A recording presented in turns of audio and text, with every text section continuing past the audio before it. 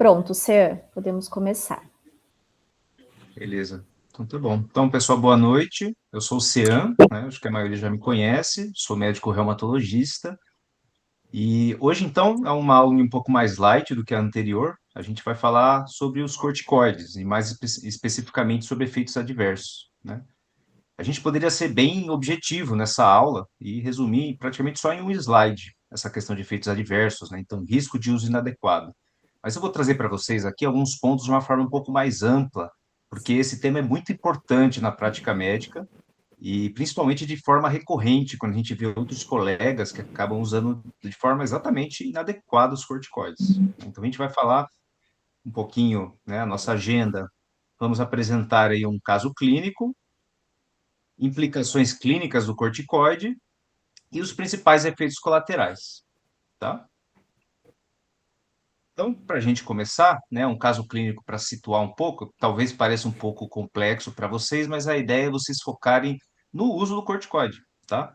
Então, a paciente nossa, aqui do serviço, que hoje tem 34 anos, que acompanha no nosso ambulatório desde 2016 para o diagnóstico de lúpus, né? Um lúpus grave, com manifestações sistêmicas articulares, lesões cutâneas, alterações hematológicas e histórico de nefrite, além de um painel imune bastante rico, né? Ela começa o diagnóstico em 2016 com essas lesões um pouco mais leves, né? Uma poliartrite, lesões cutâneas, uma plaquetopenia. Ela começa a tratar com a hidroxicloroquina e corticoide, né? Em 2018, ela faz uma atividade renal grave, ela entra numa terapia mais potente, que a gente chama de pulsoterapia de corticoide, junto com uma terapia imunossupressora potente também, que é a ciclofosfamida. E apesar dessa evolução, em 2020 ela tem uma nova recidiva, né, com uma nefrite também grave, faz uma nova pulso de corticoide, alta dose de corticoide novamente, nova dose de ciclofosfamida, ela faz outros imunossupressores, ela fica refratária e por isso ela é colocada em uma nova pulsoterapia e encaminhada para uma terapia de resgate, que a gente chama de rituximab, e em 2021 também, apesar dessa evolução, uma nova piora, então ela foi trocada de esquema, todos esses momentos mantendo o uso de corticoide via oral cronicamente, entre altos e baixos, a gente vai modulando só as doses. Em 2023, já com uma melhora renal, né, um melhor controle renal, ela faz uma nova atividade articular, né, novas artrites, e precisa usar de novo um período de corticoide. A gente reajusta a dose do imunossupressor dela, e ela atualmente segue controlada. E o que é a grande questão, né, que a gente tem que ter em mente? Então, é uma paciente do sexo feminino que ela tem 34 anos, ela tem o diagnóstico desde os 25. Ela, por conta de toda essa evolução, ela já é considerada doença renal crônica, apesar de não ser uma fase terminal, né, ela tem doença renal crônica. É uma paciente que evolutivamente, em 2019, teve o diagnóstico de diabetes, em torno aí de 30 anos. Em 2020, ela teve uma trombose venosa profunda, uma trombose do membro inferior direito. E no final de 2020, ela evoluiu com uma dor bilateral em quadril, bem incapacitante, não conseguindo deambular. Ela teve um diagnóstico de osteonecrose avascular de cabeça de fêmur, né? Não sei se vocês já viram alguma radiografia, mas essa é uma cabeça do fêmur que devia ser bem redondinha, completamente destruída, tá? Com 30 anos. Em 2021, ela tem o diagnóstico de baixa densidade mineral óssea. E em 2025, metade para o final do ano passado, ela faz a primeira prótese, né? Até então, ela estava de cadeira de rodas, com uma funcionalidade bastante comprometida, tá? Então, a primeira coisa que a gente precisa ver aqui, né, é esse tanto de problemas que ela acumula, né?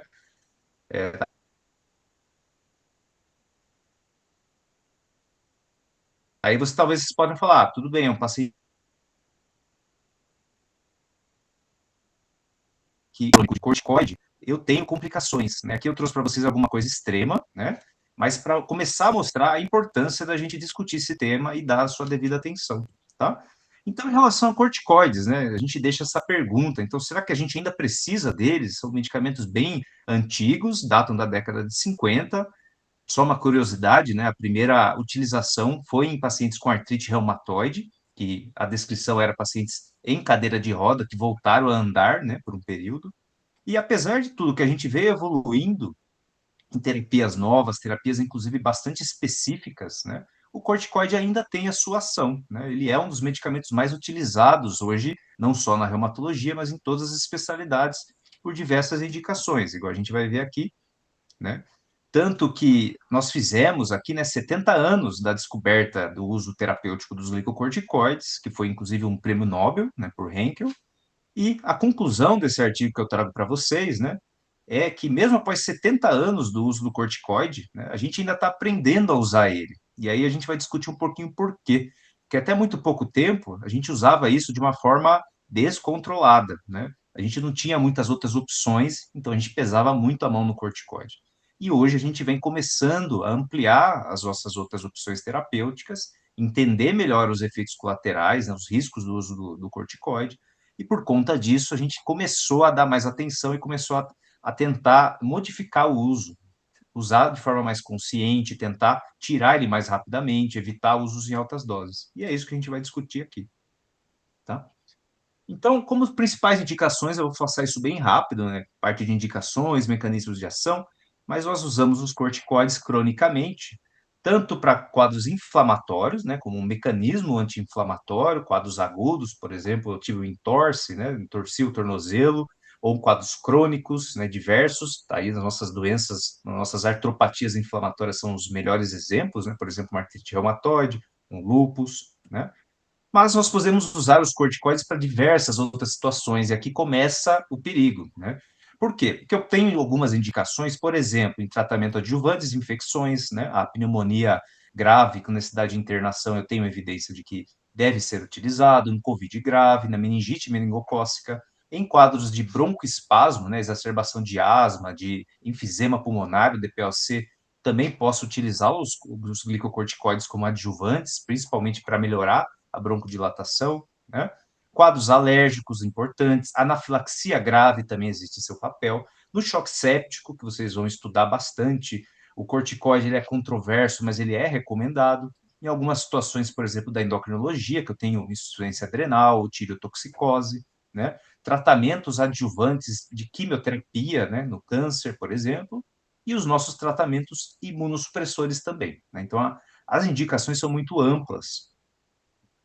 E se a gente fosse resumir, né, as indicações, a gente usaria essa foto. Então, o corticoide é um grande extintor de incêndio, né? Ele é um dos medicamentos que age em inflamação de forma potente e muito rápida, né? Então, quando a gente precisa de uma ação muito rápida, principalmente quadros graves que colocam risco à vida, o risco à função de um determinado órgão, o corticoide ele é superior a quase tudo, né, em questão de velocidade e em potência também. O problema são os efeitos colaterais que a gente tem com o uso crônico, né, repetido do corticoide. Então, hoje a gente tem essa ideia do corticoide como uma terapia ponte, né? O que seria isso? Então, eu utilizo ele tentando controlar inicialmente aquilo que eu estou de frente, né, da gravidade que eu tenho, mas já pensando que eu estou de um lado e eu vou atravessar do outro. E para isso, né, eu estou usando o corticoide até eu ajustar o restante da minha terapia, né? Então, o uso do corticoide sempre vai partir dessa avaliação de risco e benefício, né? Então, o quanto eu preciso de fato desse corticoide, qual dose eu vou utilizar, né? Vou dar algumas dicas para vocês, e o que, que eu vou colocar junto para tentar controlar melhor essa doença e não depender apenas do corticoide, né? E aí não só medicamentos, né? Terapias não medicamentosas também, né? Então, hoje existe essa máxima, né? A gente vai usar o corticoide pelo menor tempo e doses necessários, se houver uma boa indicação. A gente não vai usar por usar, né? Ah, vou usar só porque eu quero. Não. Tem que avaliar a patologia e a indicação. E sempre ponderar quem é esse paciente, né? Que doença que eu estou tratando, qual é a sua gravidade, né? É um lúpus grave, igual a gente viu, que meio que não tem muito o que fugir, né? Vai ter que usar e pronto, senão o paciente ele tem risco de vida. Ou não, é um paciente que está com uma artrite no joelho, e aí eu tenho outras alternativas, quem sabe, né? Vou ponderar sempre comorbidades, então, paciente muito idoso, ele já tem histórico de diabetes, ele já teve infarto, né? É uma coisa. Agora, um jovem que está com uma crise de lombalgia, de dor nas costas aguda, e não tem mais nenhuma outra comorbidade, é uma outra situação, né? E essa ideia de associar de forma precoce, né, eu vou abrir mão de outras terapias junto, para que elas vão agindo enquanto o corticoide faz o seu começo e depois ele sai de cena, né, a terapia específica. Então, aqui bem rapidamente, né, não é o nosso objetivo, tá? Aqui talvez eu dê só uns insights sendo vistos da reumatologia, né? Então, os mecanismos de ação dos glicocorticoides aqui, eles vão basicamente agir por mecanismos de receptores, tanto de membrana celular quanto intracelulares, né? Esse é o efeito mais óbvio dos glicocorticoides, os efeitos anti-inflamatórios e imunossupressores, vão ocorrer principalmente com os receptores de glicocorticoides tipo 2 na membrana, né? E eu tenho duas grandes vias de ação. Então, esses receptores podem ser ativados, né, com a ligação do corticoide, e vão ativar o que a gente chama de via genômica. Então, a gente vai ver uma figurinha, mas o que é isso? O corticoide que se liga a esse receptor, ele dá início a uma cascata de sinalização, né, ele fosforila esse receptor, faz uma liberação de proteínas. Essas proteínas, né, são translocadas, elas viajam para o núcleo e elas regulam a expressão de algumas proteínas de alguns genes e a produção ou supressão de algumas proteínas que vai levar à atividade anti-inflamatória, à atividade inibindo proliferação de leucócitos, por exemplo, né? Então é uma ação um pouco mais lenta, de horas a dias, né? E a gente tem uma outra via de ação, que talvez é uma que a gente mais é, tenha como alvo na reumatologia, porque a gente aqui tem pressa nos quadros graves, a gente não pode esperar muitas vezes dias, né? Então nós temos também uma via chamada não genômica. Então o corticoide, seja porque ele liga ainda a receptores específicos, mas ou ele age diretamente em outros mecanismos não mediados por receptores, mas ele não transloca para o núcleo e ele faz a sua ação em várias estruturas que estão no citoplasma ou na membrana. Então, ele altera a função de quinases, por exemplo, da cascata de sinalização secundária, de alterações físico-químicas de transportes da membrana celular, que vão gerar um efeito que vai levar a um efeito anti-inflamatório, imunossupressor, vários outros mecanismos, mas que tem uma ação muito mais rápida, imediata e segundos, né? Isso é um pouco mais dependente de dose e de tempo, né? Então, é isso que a gente usa muito, e aí eu vou explicar o porquê para vocês, tá? Então, aqui só exemplificando, né? O mecanismo de ação, então os glicocorticoides, as bolinhas vermelhas, ligam no receptor, vão fosforilar esse receptor, vai soltar essas proteínas aqui, essas subunidades, e vai translocar para o núcleo e vai gerar a sua ação sendo aumentando, né, aumentando a expressão de alguns genes que vão se associar com repressão de inflamação, seja reprimindo outros, né? E a combinação disso vai ser o efeito terapêutico do glicocorticoide, tá? Mas a ideia é a gente não se delongar aqui. Nós temos diversas apresentações, e aqui começa um pouco da nossa discussão de efeitos colaterais. Por quê? Porque as diferentes apresentações de glicocorticoides têm características diferentes em relação às suas ações, né? Tanto em relação à potência glicocorticoide, meia-vida, né? Aí isso vai impactar na sua posologia, né? Quantas vezes a gente toma por dia, qual que é o tempo de duração, mas também, por exemplo, efeitos em outros compartimentos endócrinos, né, que a gente chama de efeito mineralocorticoide, por exemplo, né, retendo líquido, efeito aumentando a hipertensão, né, fazendo edema, ou mexendo em outros eixos endócrinos. Então, isso é importante. Nós podemos utilizar a rigor qualquer tipo de corticoide, todos eles nós temos essa capacidade de fazer equivalência, né? Então, o que é isso? Eu tenho uma dose um medicamento que é central, né, prednisona, por exemplo, a prednisolona, e eu consigo transpor a dose dela para as outras conforme essa dose equivalência. Tá? Então, eu preciso usar, por algum motivo, hidrocortisona. Eu consigo calcular a dose equivalente. E aí, com isso, eu consigo modular, às vezes, não ter tanto um efeito mineralocorticoide, eu ter um efeito mais de longa duração, né? E aí eu consigo modular isso, só para vocês saberem que isso também pode ser utilizado e muitas vezes isso também impacta em controle de efeito colateral. Tá? Aqui, novamente, essa mesma ideia, né, da dose equivalência, e aqui um pouco disso que a gente falou no slide anterior, que é tanto a potência dele como efeito glicocorticoide, né, com que eu quero usar, anti-inflamatório, imunossupressor, né, e o efeito mineralocorticoide, tá? Que aí o mais importante deles é a hidrocortisona. Isso é bem importante quando vocês forem mais para frente discutir, por exemplo, pacientes internados, que têm outras complicações, né? A hidrocortisona talvez não é tão uma melhor escolha. Aí eu posso, por exemplo, tentar trocar ela por uma outra que é menos mineralocorticoide e tem um efeito de ação mais potente, né? Por exemplo, a metilprednisolona ou a Dexa, tá? E aí a gente entra no nosso tema, né, que é uma coisa muito importante, que são os efeitos colaterais dos glicocorticoides. Então, aqui é a principal preocupação com o uso dos corticoides. Se não fosse isso, os corticoides iam ser maravilhosos, porque eles são muito utilizados, eles têm um efeito muito bom, e eles têm um uso muito amplo. Problemas, efeito colateral, né? Então, todo efeito colateral dos glicocorticoides tem esse conceito de ser dose e tempo dependente. Então, quanto mais eu uso, por mais tempo, cronicamente, e maiores doses, ainda mais se for cronicamente, maior o risco e a magnitude desses efeitos colaterais. E uma coisa muito importante de vocês já terem na cabeça é que isso, né, acontece para todas as apresentações, não só os vias orais ou os que são feitos intravenosos, mas, por exemplo, corticoide inalatório usado para asma, corticoide tópico, pomada, né, ou creme, loção, em altas doses pode também gerar efeito colateral, nasal, né, infiltração, né, corticoide injetável, né, ou de depósito, todos eles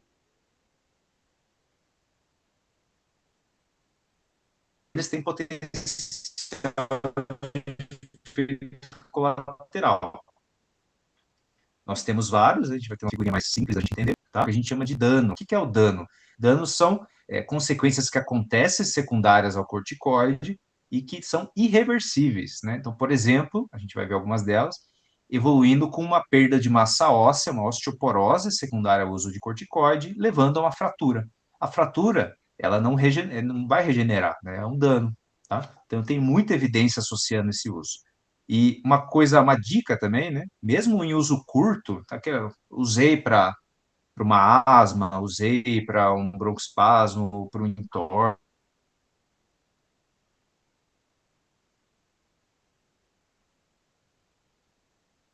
uma dor nas costas, mesmo uso curto, tem até 20% se tiver realmente uma indicação boa, né? Não vou usar apenas por usar, né? E se eu usar, né, eu vou tentar evitar que ficar repetindo isso. Aqui algumas implicações, né, alguma coisa prática para vocês. Aqui tendo como base a prednisona, que vai ser o nosso medicamento central, né?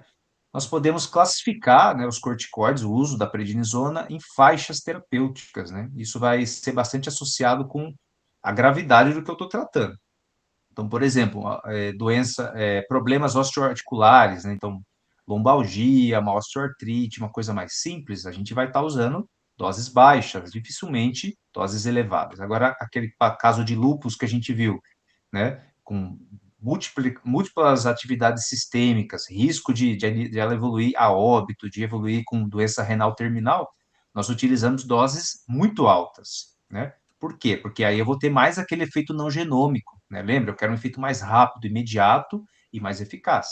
Então, a gente tem, às vezes, até doses que são consideradas extremamente altas, né? Mas por curto período de tempo, que é aquilo que a gente chama de pulsoterapia, tá? E aí, como que eu vou usar? Exatamente isso aqui. Então, preferências em casos de condições graves e ameaçadoras da vida. Então, lembra, eu só vou usar se tiver uma boa indicação, eu só vou usar alta dose se realmente for uma coisa benéfica, né? Na balança do risco-benefício, ele pesar para o benefício, né? Mesmo em relação aos efeitos colaterais. E aqui lembrando que os efeitos colaterais eles são bem mais frequentes no uso de altas doses cronicamente. Então, mesmo a pulsoterapia, né, que são altíssimas doses, tem menos incidência de efeito colateral, porque geralmente a gente faz em poucos dias, né? 1 a 3 dias.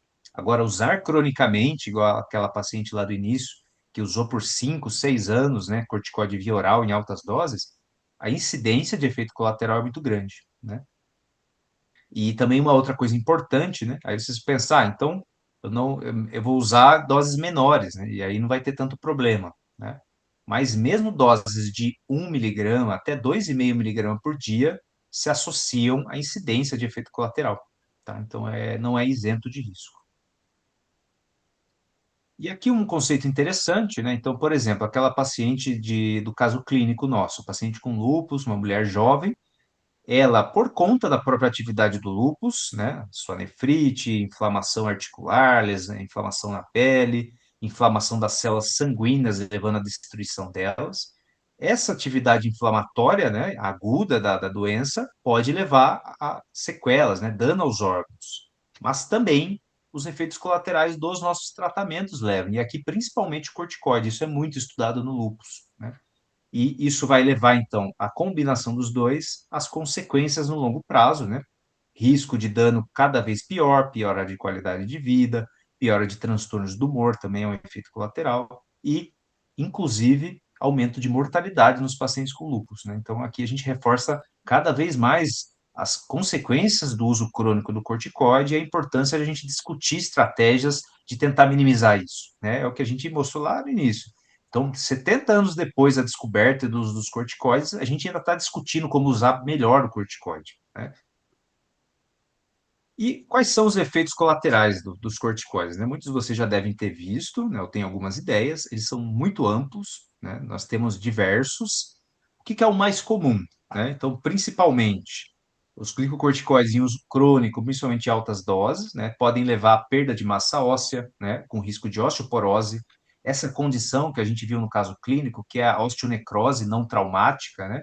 Ou a necrose avascular, que é uma condição que tem uma fisiopatologia à parte, mas basicamente o glicocorticoide aumenta o risco de acontecer, né? Que são aquelas áreas de fratura que acontece mesmo sem ter tido trauma, sem ter batido, e a articulação ela implode, é como se ela cedesse, né? A cabeça do fêmur, por exemplo, e ela quebra de fora para dentro, tá? Risco de miopatias, então de atrofia muscular, de perda de força, piora de hipertensão, aumento de risco cardiovascular, com aumento de aterosclerose, risco de arritmias cardíacas, inclusive com risco de morte súbita, né? Alterações no eixo endócrino, lembrando que os glicocorticoides, né? Eles derivam dos esteroides endógenos, então eles também têm potencial de agir sobre o eixo, né? Hipófise, hipotálamo, hipófise e adrenal, né? Então, eu posso alterar, por exemplo, com efeito glicocorticoide, com o tempo, aumentar o risco de desregulação de resistência à insulina e risco de diabetes. Ganho de peso é muito comum com os pacientes. Insuficiência adrenal, então, a partir do momento que eu estou tomando cronicamente corticoide externo, a nossa adrenal começa, por mecanismo de feedback, a entender que ela não precisa produzir mais, né? Até que chega um momento que o nosso corpo não é capaz de produzir de uma forma de resposta ao estresse, igual nós deveríamos. Essa é a insuficiência adrenal, né? Hipogonadismo, alterações que são clássicas, né, de síndrome de Cushing, então faces Cushingóide, aquela face de lua cheia, com um eritema importante, né, aquela face espletórica, né, toda vermelha, equimoses por conta de fragilidade da pele e dos vasinhos da pele, atrofia da pele, estrias, aumento de risco de acne, hirsutismo, né, que é o aumento de pelos em áreas não habituais, altera também cicatrização, uma coisa bastante importante, por exemplo, em período perioperatório, né? Os glicocorticoides aumentam o risco de sangramento gastrointestinal por alterar a capacidade de regeneração da mucosa gastrointestinal, então aumenta o risco de gastrite, de úlceras e de sangramento, que é potencialmente muito grave.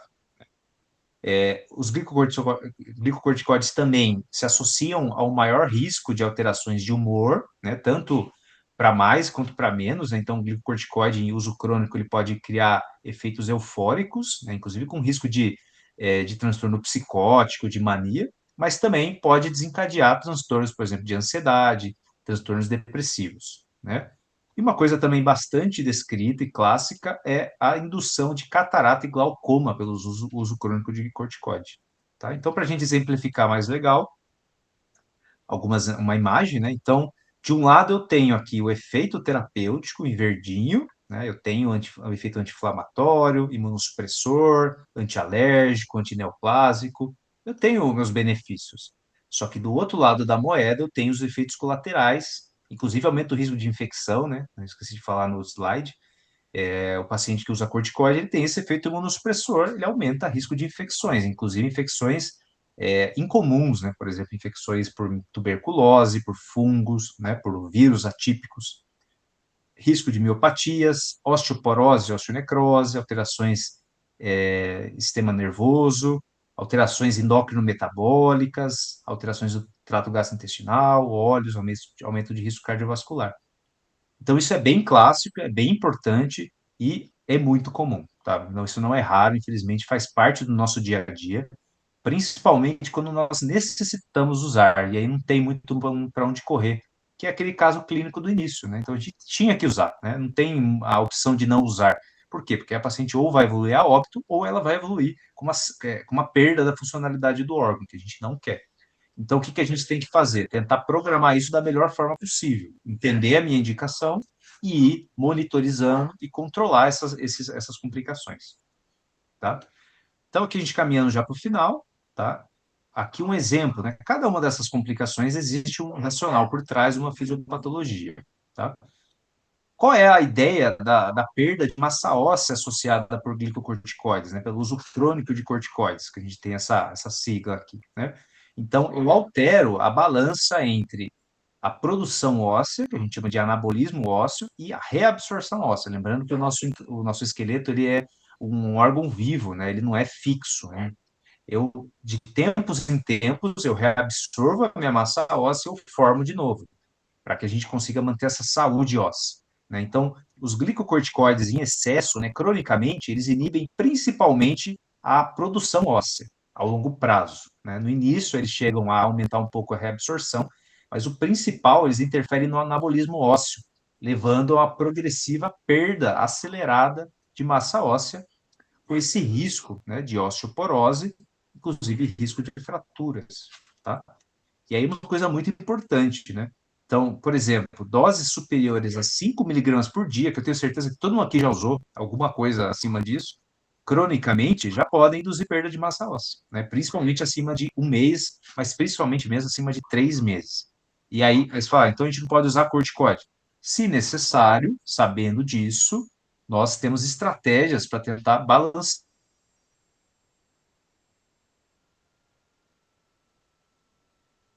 esse risco e tentar diminuir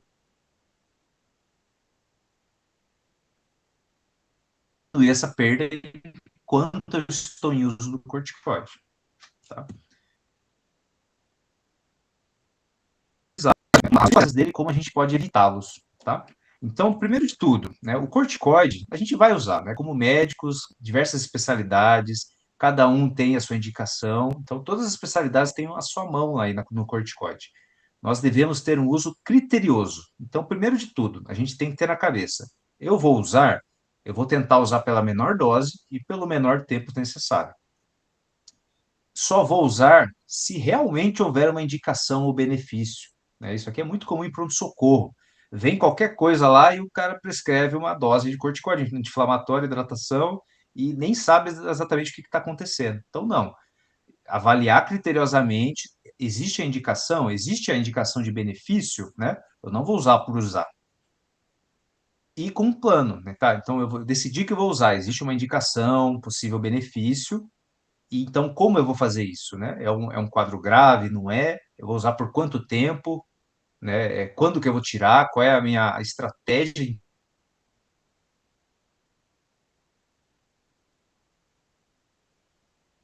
pensar e tirar,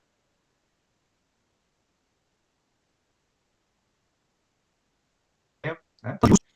Eu posso tentar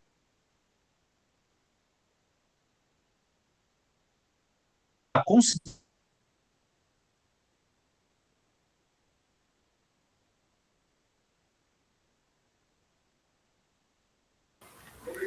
Você acho que travou, você.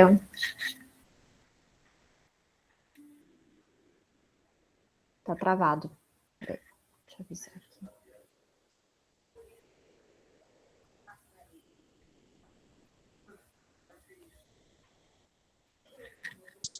Só um minutinho, gente. Mandei uma mensagem para o seu. E se necessário, igual quase todos os dias na reumatologia, né? Uso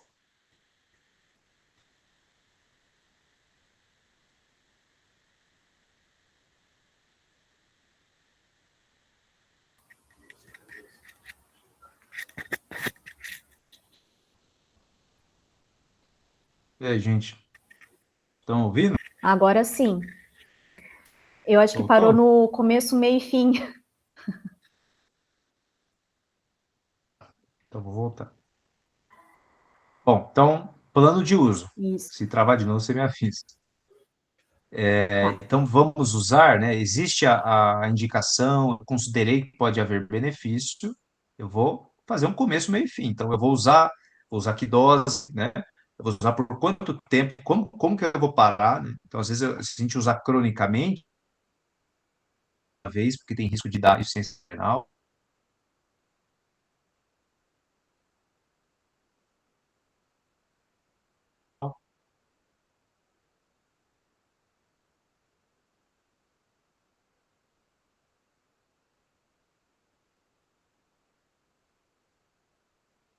punho, eu posso só fazer a filtração intraarticular do corticóide. Ou, por exemplo, na asma, né?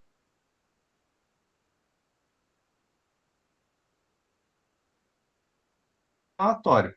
Eu não preciso de corticóide fora do pulmão nesse caso. Então, eu vou tentar colocar ele só lá. Isso diminui a incidência. E no caso de uso crônico necessário, será que é a minha internet travando? Estão dando um problema para mim. Agora sim, Cian. Esse eu acho que é o último slide, tá? Tá. Tá Então quase. agora tá indo. Então, eu preciso usar crônica. Qualquer indicação vocês vão estudar e vão aprender, seja da reumatologia, seja da neuro, seja da nefrologia, né? E assim vai, ou da pneumo, no caso de asma, né? Então, o que a gente vai planejar?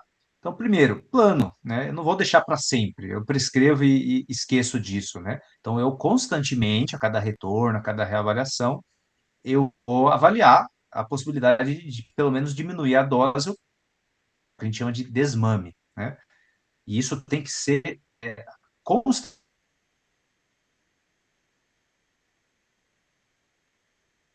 Falou, né, a terapia ponte, né, o tratamento específico. Então, o que que eu tenho de melhor para tratar essa doença específica que traz? Que é a ideia de poupar o corticóide. Então, como é que eu trato o lúpus? Não é só com corticóide. Eu tenho novos medicamentos que vão me controlar melhor a doença para que eu consiga tirar o corticoide mais rápido. Então, atenção para a saúde óssea, que é um tema um pouco complexo, né? Mas lembre de saúde óssea, tá? Então, é uma coisa muito importante. Tá? E sempre atenção e controle de comorbidades. Né? Então, vou ter que usar, então, monitorizar a pressão, eu vou ver, evoluir ao longo do tempo como é que está o controle de perfil de metabólico, dislipidemia, de controle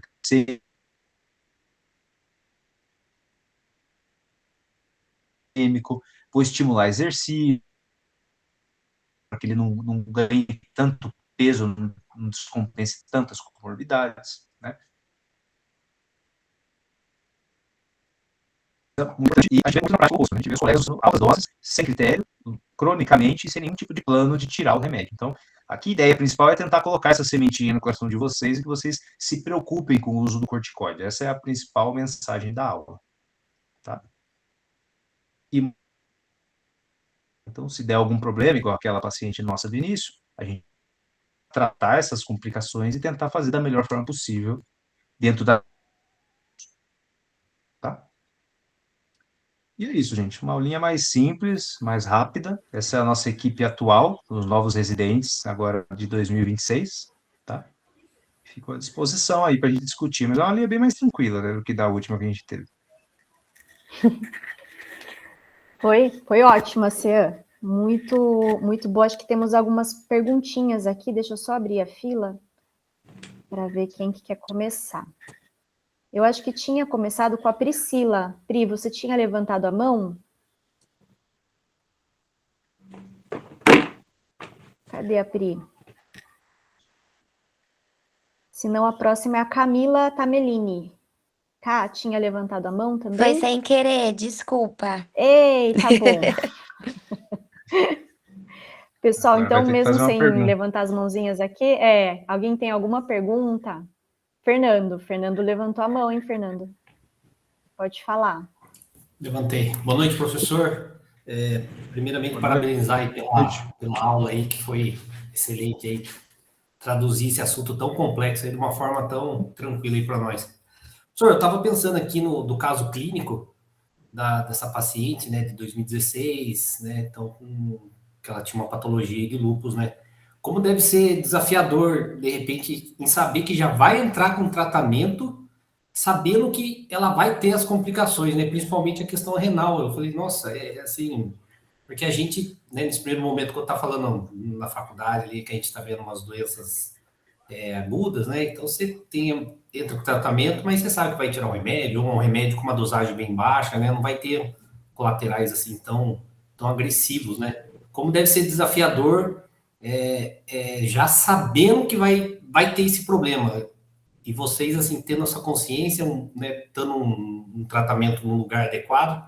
Agora, eu fico imaginando aí os pacientes que, às vezes, estão numa casa, não estão tendo acesso e nem esse conhecimento, e, às vezes, tomando esse remédio, e, às vezes, até de forma desproporcional, né, sem ter, às vezes, necessidade, às vezes, até passando, né, como que, de repente, como que vai conscientizar, né? Fico imaginando, né? O profissional ele tem que estar atualizado, né? Ele vai ter que sempre estar estudando bastante e procurando ali outras alternativas ali para sempre estar trazendo um menor prejuízo, pensando assim na saúde aí do paciente aí nos colaterais. É muito boa o seu comentário, né? Então, assim, acho que duas reflexões em cima do que você falou. O caso que eu mostrei, apesar de não ser raridade, né, quando a gente vai estudar lúpus, não são todos os casos. Apesar de a gente se preocupar muito, né, não necessariamente o paciente com certeza vai evoluir com todos aqueles problemas ou com essa refratariedade, né? Minoria, né, que é esse aspecto que a gente chama de refratário, né? Boa parte dos lúpus esse aspecto recorrente que a gente tem que tratar e usar corticóide repetidamente, mas existe aquela parcela que você controla bem logo do início e existe aquela parcela que, apesar desse movimento, flui tão mal assim, né? Então, isso que é só para vocês acalmarem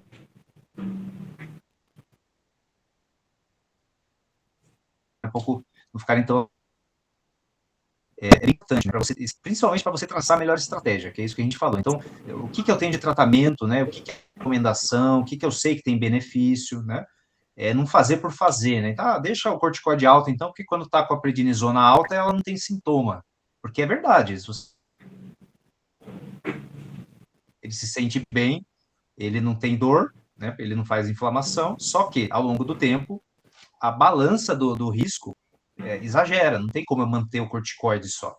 E aí eu terapia específica, né? E aí vem de cada especialidade saber a sua, por exemplo, essas da nefrologia que usam corticoide, eu não vou saber dizer, né?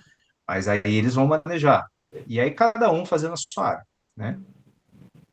O importante disso que você falou, né, é a questão do uso abusivo pelo paciente, que é uma coisa muito importante. Então, é muito comum a gente ver, porque o corticoide ele não precisa de receita para você comprar.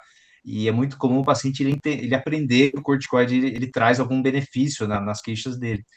Então, ele acaba usando isso cronicamente, repetidamente, sem prescrição, e vai acumulando essas consequências, às vezes, sem ninguém estar sabendo, né? Sem nenhum médico tá supervisionando. E aí entra também a importância de vocês como multiplicadores, né, de educação em saúde. Por quê? Vocês vão atender esses pacientes em atenção primária, em atenção secundária, indo para as especialidades de vocês vão atender em um momento, mas aí vocês vão monitorizar coisas que estão acontecendo e vocês vão estar lá como aconselhadores, do tipo, ó, você está usando esse corticoide por quê? Não sei. Então você vai orientar ele, falando, vamos parar, ou então vamos tentar criar uma estratégia para tirar, vamos tentar tratar isso que você está só tratando com corticoide. É muito comum, tá? Infelizmente, os pacientes depois chegam com as consequências. Então, na verdade, ele veio me procurar porque ele teve uma fratura por osteoporose, e aí você vai ver o que aconteceu. Ele está usando corticoide há 5, 6 anos por causa de dor nas costas, tá? Então, por isso que a importância da gente fazer essa disseminação, de não simplesmente falar, efeito colateral, né? a importância do uso criterioso dos glicocorticoides, né? Isso em todas as especialidades, até às vezes vocês conversando com outros colegas no futuro, lembrar, né? Olha, vamos tentar fazer um uso mais racional de corticoide, né? Minimizar os efeitos colaterais, tá? Então, foi uma colocação muito importante. Obrigado, professor. Bem legal a colocação mesmo, e a minha vivência também aqui na nefropediatria, a dificuldade, não sei se você também tem essa dificuldade, mas a dificuldade é convencer os docentes antigos a não usarem tanto corticoide, porque eu acho que eles viveram tantos anos usando só o corticoide, né, Cê? Então, a dificuldade atual com colegas é essa, de mostrar que existem outras medicações que a gente consegue, né, poupar o uso do corticoide e que os efeitos colaterais aparecem, né? Então, a gente tem mais em na criança, criança, né, além disso, de todos os efeitos colaterais que o CEO trouxe, né, a gente tem um comprometimento do ganho estatural. Então, é aquela criança que você olha que não cresce realmente, por conta da atividade nos osteoclastos, né, nos osteoblastos, então ela acaba não tendo o crescimento estatural. Então, além de tudo, a gente chega com um adulto com baixa estatura, né, CEO? Mas quando tem que usar, não tem jeito. Eu vou lembrar uma colocação, mais para curiosidade, né, para exemplificar isso que a Soraya falou. A gente tem o maior nome do Brasil, que chama a doutora Emília Inoue Sato, que é lá da Unifesp, né? Ela é quem faz o lúpus lá, faz, sei lá, 40 anos, 30. E no início, né, a mortalidade do lúpus era muito alta, porque não tinha muito tratamento, né? E aí, quando foi feito os protocolos com corticoide, a mortalidade caiu muito, né? Então, era o que tinha para tratar. Aí, quando começou a sair os novos, né, tratamento um pouco menos tóxico que o corticoide, as pessoas foram muito resistentes, né, do tipo, a gente precisa diminuir o corticoide, porque tem efeito colateral, mas aí as pessoas antigas falavam, ela tem que agradecer que ela está viva, né, não reclamar de efeito colateral, né. Então, hoje, a gente faz uma combinação entre aumentar a sobrevida, mas que ela viva com qualidade, né? Sem acumular efeito colateral e que eu me preocupe com isso, né? E até porque os tratamentos eles vêm evoluindo muito, né? Isso ficou muito na minha cabeça na época. Muitas vezes o corticoide ele resolve o momento, né? Mas eu preciso do dia da manhã. E às vezes eles ficam dependentes dos pacientes, né? Então, às vezes a gente vai desmamar a corticoide das crianças, os pais já abrem o olho assim e falam assim, ai meu Deus, aí ele vai ter uma recidiva. E aí a gente explica, né? É bom para o rim, por exemplo. Eu falo, corticoide ele é bom para o rim, só que ele faz um estrago no corpo inteirinho. Então, mas eles ficam acostumados, né? É uma dependência emocional que eles acabam criando do corticoide também, os próprios pacientes, né? Existe até o que a gente chama de síndrome de retirada, né? Então, o paciente ele faz dor, mialgia, ele fica meio deprimido. Por quê? Porque é a falta do corticoide. E isso a gente combate com estratégia, né? De tirada. A gente não tira de uma vez, senão vai dar errado, né? Isso é que a gente falou. Qual é o nosso plano? Como que a gente vai tirar, né? Que terapia que eu estou colocando junto? Isso vocês vão ver ao longo do curso e depois nas especialidades aí de vocês. Perfeito. Alguém mais tem alguma pergunta? Laércio, pode falar. Primeiro, né, parabenizar o doutor pela explicação. Está me ouvindo? Sim. Perfeito. Tá. E também por lembrar, né, no sentido aí de multiplicadores de prevenção à saúde, né? Isso aí vem linkar com o que nós fazemos no trabalho lá na ECF, né? Na estratégia da saúde da família. Nós temos nossos pacientes em índice e muitos vão se deparar com paciente que faz uso, né? Então, nesse sentido de multiplicadores, aí já temos a ciência hoje de poder estar orientando, né? E a minha pergunta é o seguinte, nós temos um lado aqui um reumatologista que vai pegar paciente, que vai chegar aí depois, como se diz assim, já está bem estragado, né? E temos a pediatra aqui, que também, né, já tem um público aí de criança, e hoje se vê muita criança usando esse prednisolona para qualquer coisa, né? Eu sou do interior, observo muito, né, o clínico geral prescrever, né, às vezes lá 5 ml daquele prednisolona 3 mg/ml, né, 3 vezes por dia durante 5 dias. E, né, não avisa a mãe quando depois a mãe está lá com o vidrinho na farmácia, eu quero um desse aqui. E olhando para esse lado, né, desse uso, acho que indiscriminado, o efeito na criança, se, né, a paciente de lúpus, né, ela com 24 anos, num período desse tempo, ficou tudo desse jeito, igual imagina uma criança que já começa cedo já, né, que foi mencionado pela doutora Soraya a respeito, né, como é que fala? Do desenvolvimento ósseo, né? É o que eu queria saber nesse sentido. O prednisolona, ele cai nesse mesmo plano de desmame e provoca tudo isso aí que foi falado?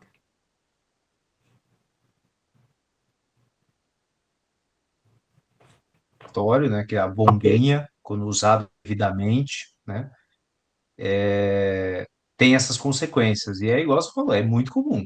Né? Todo mundo tem um familiar que está usando lá o seu corticoide lá quase que todo dia, porque ele tem uma rinite crônica e não trata direito e usa só corticoide, né?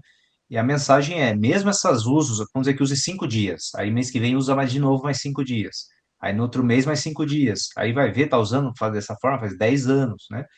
E isso se associa a risco, por exemplo, de osteonecrose, né? Eu tenho até caso na família, 30 anos, osteonecrose de quadril por abuso de corticoide por conta de rinite, né? Então, não precisa ser lúpus para ter essas consequências. O uso crônico de qualquer apresentação de forma indevida é um risco, né, que o benefício não chega nem perto desse risco.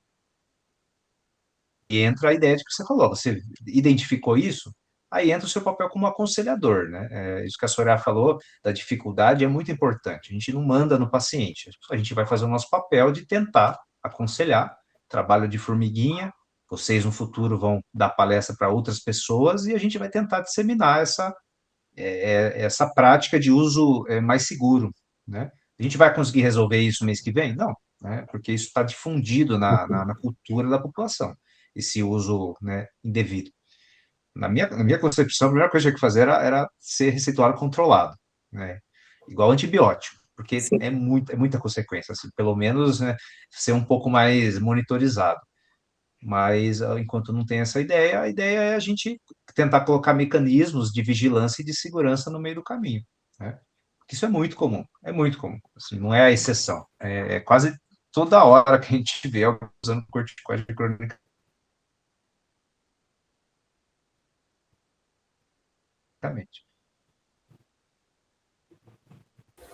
É o famoso xaropinho para tosse. Infelizmente, é o xaropinho para tosse. Obrigado, doutor. Imagina. Mais alguém, pessoal? Mais alguma pergunta para o Dr. Sean?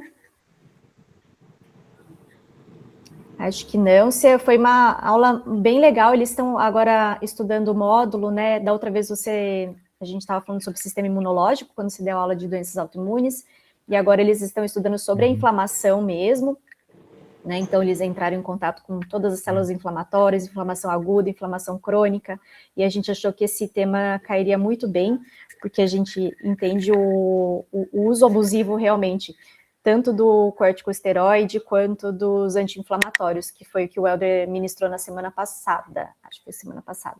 Então, foi muito esclarecedora a aula, né? Eu acho que vocês vão sair com uma visão diferente sobre o uso de corticoide, entendendo a importância do uso quando bem indicado, né? Mas entendendo também que a gente precisa desmistificar o uso aí em situações em que ele não é necessário, porque ele tem efeitos muito graves, né? E ele pode realmente comprometer bastante a qualidade de vida do paciente, né? É isso. Sean, muito obrigada novamente, viu?